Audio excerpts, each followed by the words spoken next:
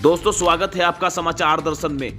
मुख्यमंत्री योगी आदित्यनाथ ने 6 साल की उपलब्धियां गिनवाई। उन्होंने कहा कि यूपी के अंदर 1,64,000 पुलिसकर्मियों की भर्ती हमने कराई है। योगी जी ने कहा कि पिछली सरकारों में 64-54 कंपनियां पीएससी की समाप्त कर दी गई थी। पिछली भर्ती चयन आयोग पर योगी जी ने साधा निशाना। उन्होंने कहा कि युवाओं को धरना प्रदर्शन और आत्महत्या करने पर मजबूर होना पड़ता था। पहली सरकारों में भाई भतीजेवाद परिवारवाद का बोलबाला था, पैसे का लेन देन होता था, भ्रष्टाचार चरम पर था। लेकिन हमने भर्ती चयन आयोग को चेतावनी दे रखी है, युवाओं के साथ खिलवाड़ करने वाले को सीधा जेल भेजा जाएगा। 2017 में, मार्च 2017 में जब हम लोगों ने शासन की बागडोर संभाली थी, हर एक विभाग में पद खाली पड़े हुए थे। अकेले उत्तर प्रदेश पुलिस में ही 1,64,000 पुलिस कार्मिकों की भर्ती की प्रक्रिया को हमने 6 वर्ष के अंदर पूरा किया है। 1,64,000 अनुमान कर सकते हैं कि पुलिस के कर्मी नहीं थे। जब पुलिस कर्मी नहीं होंगे तो सुरक्षा की स्थिति तो खराब रहनी थी। पीएसी जो सांप्रदायिक दंगों को रोकती है, हर एक उस समय जब भी प्रदेश की सुरक्षा पे किसी ने सेंध लगाने का प्रयास किया, उन बहादुर जवानों ने सदैव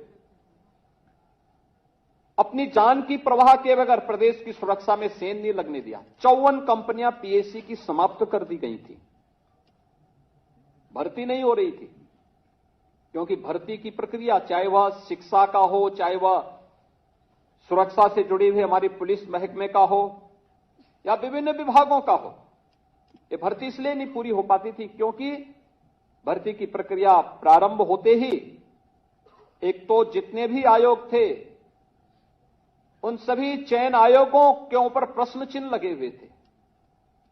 आप जैसे युवाओं को उस समय आंदोलन करना पड़ता था, सत्र के पहले धरना प्रदर्शन, दुर्भाग्य से कुछ युवाओं को आत्महत्या तक करनी पड़ी थी क्योंकि चयन की प्रक्रिया पारदर्शी नहीं थी, ईमानदारी पूर्वक नहीं थी, भाई भतीजेवाद का बोलबाला था, पैसे का लेन देन होता था।